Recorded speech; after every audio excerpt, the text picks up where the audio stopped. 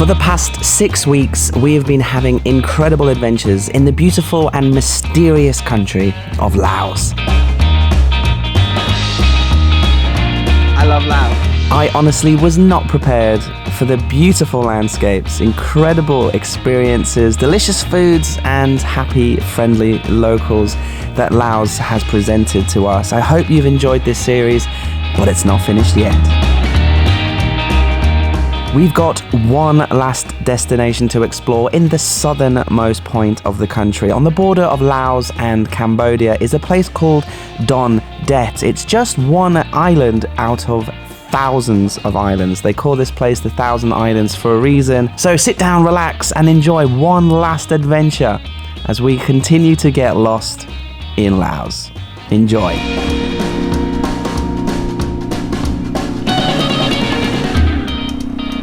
Okay, Zelda, are you ready for another river crossing over the Mekong? Except this time, looks proper dodgy. Right, a little bit worried because Zelda's very heavy, this is very steep, and the ramp looks very bad. And the bloke isn't here to help me. He just said, yeah, go on the boat yourself, and I'll be with you in a minute. Okay. I've just driven 3 hours from Paksay. It was very boring ride, nothing to see. And there's a big storm over Southeast Asia, hence the weather. Anyway, enough talking, let's go. Whoa. Okay. It was actually quite easy, no need to worry too much. So this is the vessel that we're about to take. Looks like they've stitched 2 canoes together with a platform. And here's old mate. Sawadee. And we're gonna go to Don Det. And we're paying 70,000 kip. And up here, this is where Zelda is. And got our own little plastic chair. And out the back here's where Captain sits, and he has some sort of mechanism here, pulleys and ropes connected to an old truck wheel, and that must steer the rudder, and then he's got the engine. All right then, so we're going to cross over and we'll head over to Don Det, and when we get there we'll find somewhere to stay and relax a little bit and start to absorb the 4,000 islands here. And hopefully maybe tomorrow, because we've got 2 nights here, hopefully tomorrow the weather clears up. And hopefully we'll see some dolphins as well. I'm really excited at the possibility of seeing the very rare Mekong dolphin that lives here.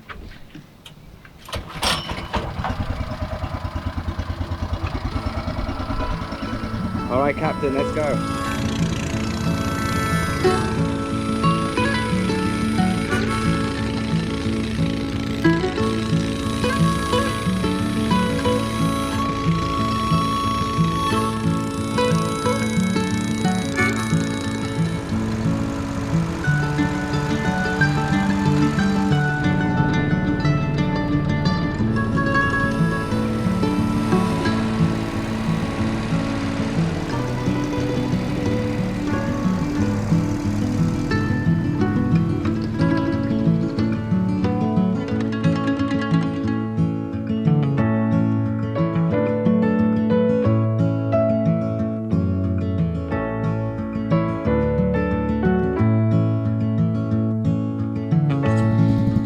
Alright, 15 minutes later, we've arrived on Don Det.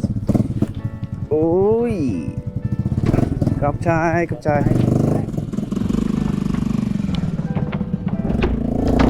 And up we go.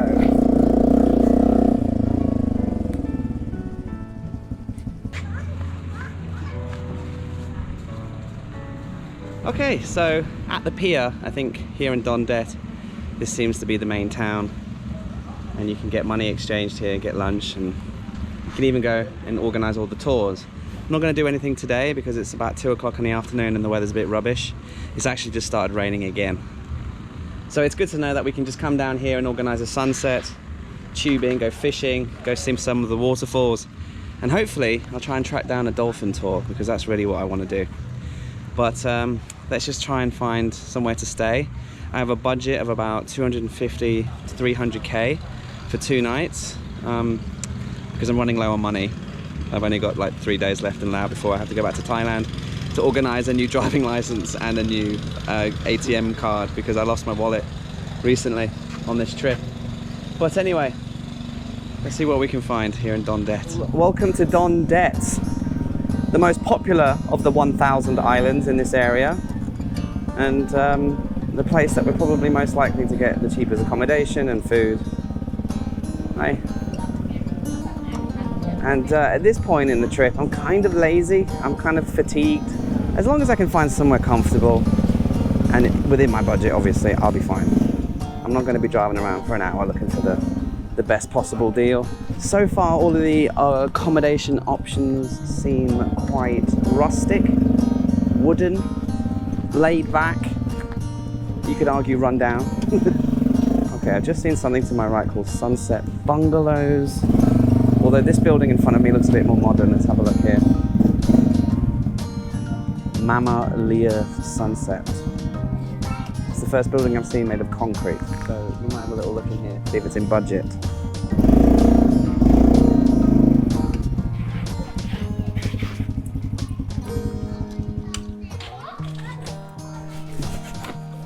So Paddy, do you have a room?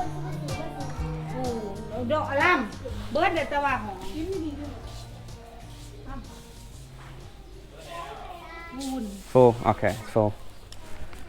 Onwards. Right, this is going to be option number 2. The other one was full, so. Okay. This is only 50,000. Oh, do you have power? Electricity? Yeah. Any light? Oh, the light's on. Okay, it's just very dark. Yeah, it looks fine. I'm not going to be driving around forever, guys. You know, it'll do. It's got a shower. I can brush my teeth. The one thing I do need, though, is a power source so I can do some work. I don't see any plugs. Do you have a plug? Yeah. Plug? Just one? This one, yeah. Ah, okay. Oh, okay, but I have. Extension? I have, yeah, that's it. Okay, all right. And a little hammock outside and everything. And there's the restaurant, and there's the sunset. Okay, you know what? I'm sold. 50,000 a night. Happy days.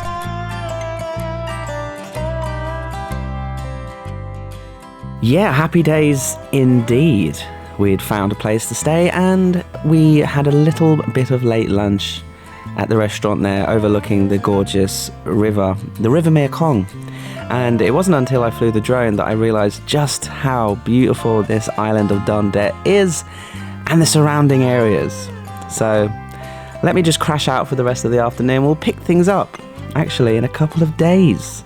I'll explain more in a second.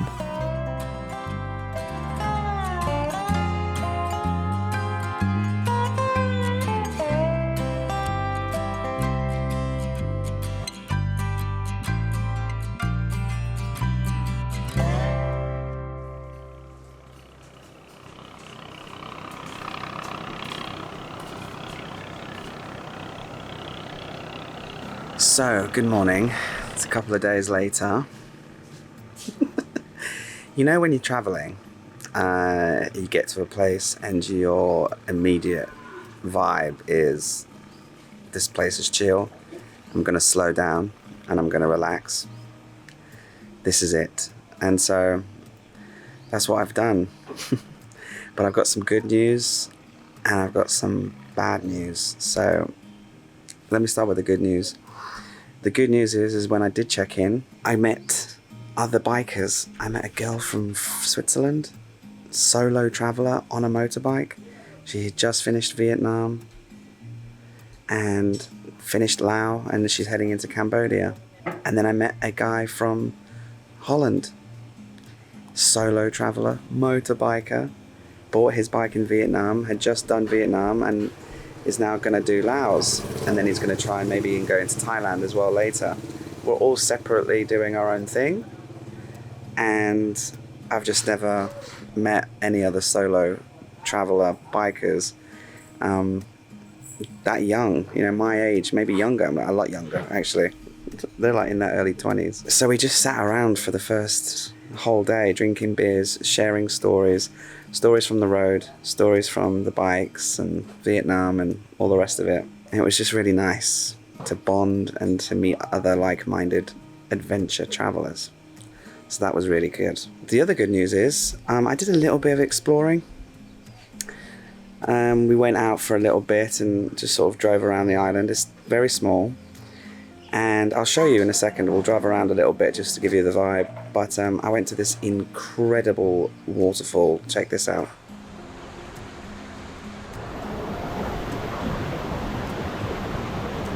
Wow!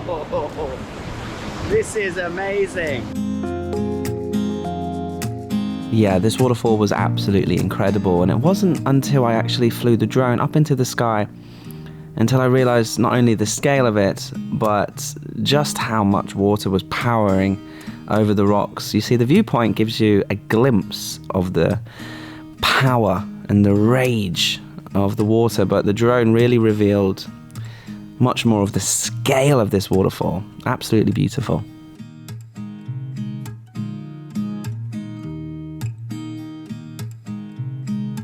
There are two waterfalls in this area, and that's the small one. That's the small one. And what I couldn't believe was actually when I flew the drone, I wanted to sort of see how, you know, how big the waterfall really was. And as the drone shot kept going up and away and up and away, it just kept revealing more and more and more of the waterfall. And then in the end, I just couldn't believe it. I couldn't believe it. That huge area with all that powerful water was only in the corner, about 10% of the whole reveal of the rest of the waterfall. So that's the small waterfall. And at the end, in a minute, I'll take you to the biggest one. I haven't been there yet, but it's the biggest one in Southeast Asia in terms of mass of water crossing the rocks. So God knows what that's going to be like later. There's also a beach. There's a beach there.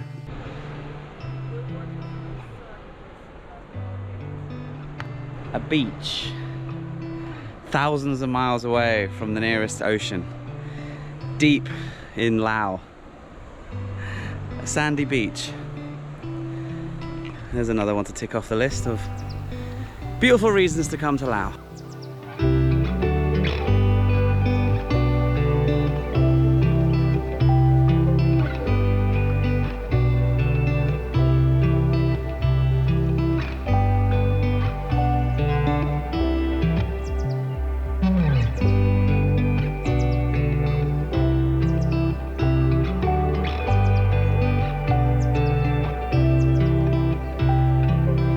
I don't know how it was formed.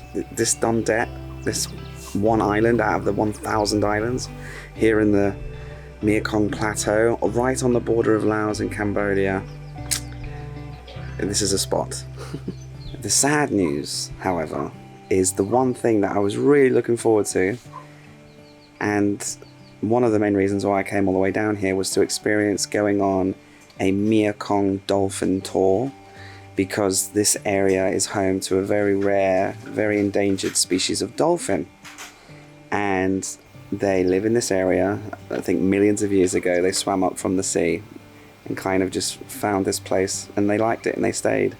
And they evolved to look different, and they're very unique animals. I think the breed or the species is Irrawaddy dolphin, Irrawaddy. And up until about 6 months ago, you could go on a little tour and if you were lucky, get a view, get a photo or a video of them living wild, fishing here in the Mekong River.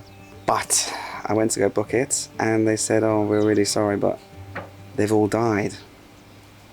They're extinct now, unfortunately, in this area, from fishing nets and something to do with they built a dam further upriver, and when that got finished, it cut the supply of their food source, whatever type of fish they used to eat, and they slowly just disappeared one by one until there was none left, and they were officially extinct 4 or 5 months ago.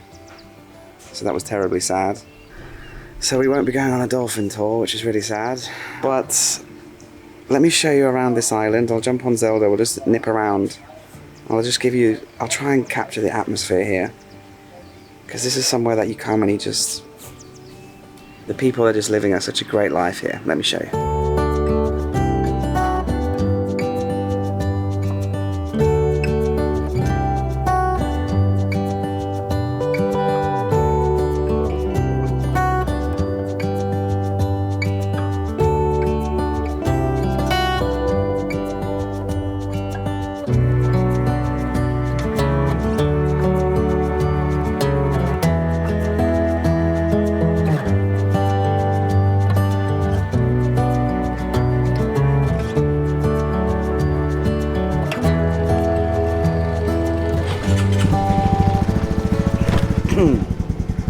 Excuse the fact that I'm not wearing a helmet.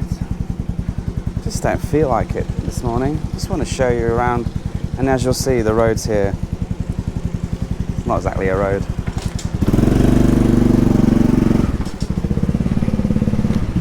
So as I was saying in the hammock, and you'll find this the second you come here, especially if you've been doing a lot of long journeys like I've been doing, and just like the bikers I met here as well. Time slows down here. The local population, they're either beaming with a smile, busy working on their land, or they're taking a nap and enjoying the good life. There's plenty of fish in the river. There's lots of land here to grow crops and rice. And they have a steady trickle of tourists coming here and booking guest houses and going on boat tours and visiting the sites. So these people have got a good life, and this is the main road that goes around the island of Don Det and onto the next one, which is where the big waterfall was from yesterday. Let me just show you some of the countryside.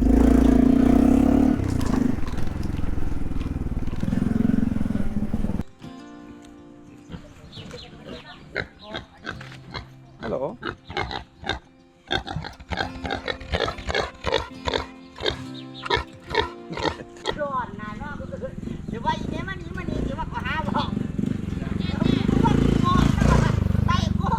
Most of the backpackers here just rent bicycles, and you can explore 2 or 3 of the islands quite easily on a bicycle. But I'm lazy, so exploring on Zelda we do. And I think Don Det's bringing out the laziness in me. But you know what? That's a good thing, because here's something that you might not know, but during the filming of Lost in Laos, I've filmed or driven to the next place to film every day. I haven't taken a day off in 28 days. Yesterday was my 29th day. That's how I like it. I like to keep busy. But I'm feeling it now.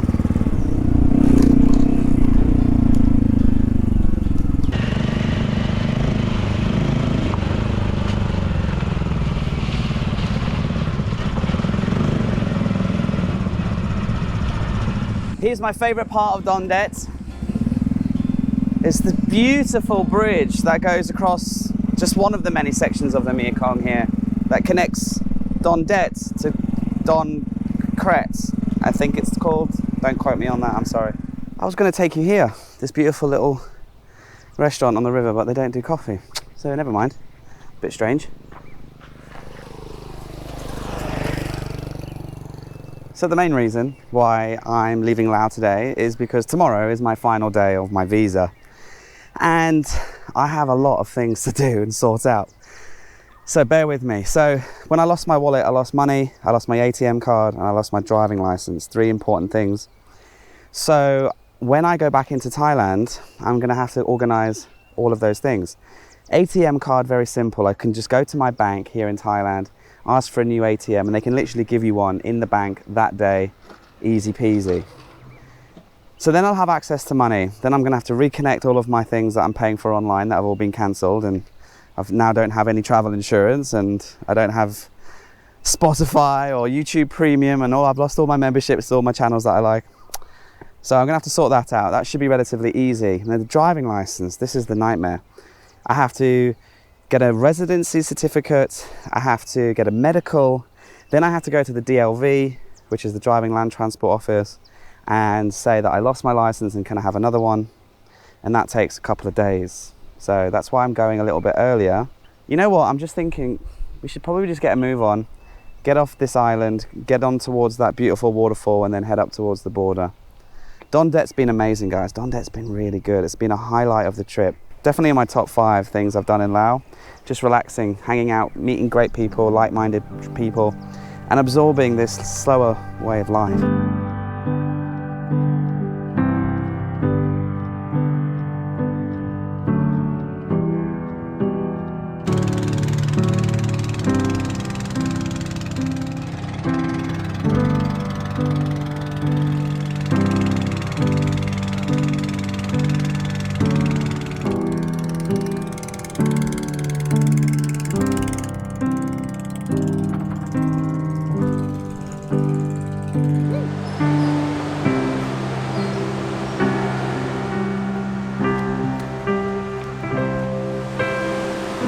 Okay, so we're at the waterfall, and it's ridiculously beautiful. It is monumental, actually, in terms of its size. The amount of water crashing through this waterfall is, I mean, I don't know how they would measure it, but according to scientists, there's more water passing over this one waterfall than any other waterfall in Southeast Asia. And Jasper, he says, it might be the #1 in the world, but I'm not quite sure. What the hell? Look at the speed of the water. Look at that, somebody there.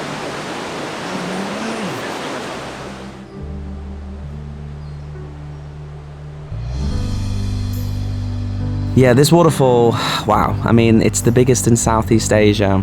And again, the drone revealed the true size of it. But yeah, it was really nice to be with a fellow rider and to enjoy what you could say was the best till last. Great waterfall. Incredible, actually.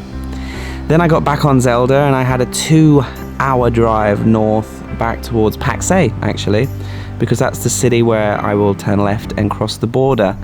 However, yeah, when I arrived, something had happened along the way, which meant things were going to slow down. Let me explain.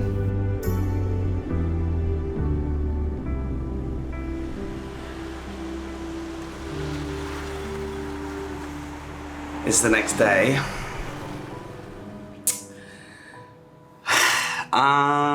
Yeah, something happened yesterday that kind of shook my confidence, was terrifying, and made me realize I need to slow down a little bit. So basically, after I left the waterfall with Jesper, who's the guy from Holland, who's also driving, we both kind of head in the direction of Paksay. It's not far, it's 150 kilometers, about 3 hours. The road is really boring. It's just super straight, very little turns, no traffic, or very little traffic. Thankfully, geez, because as I was driving, I started to feel my eyes getting heavy. And so I didn't have any headphones. I've lost my headphones, so I couldn't listen to music or my book.